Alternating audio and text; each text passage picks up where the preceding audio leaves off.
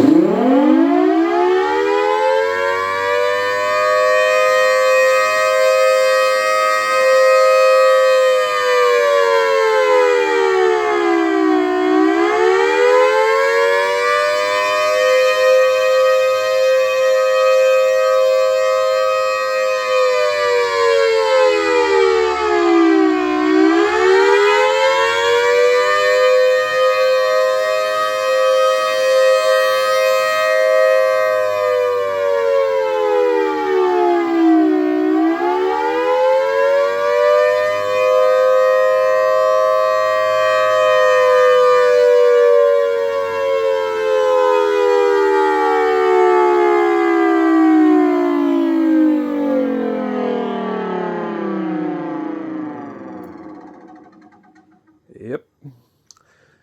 That is really loud. Holy.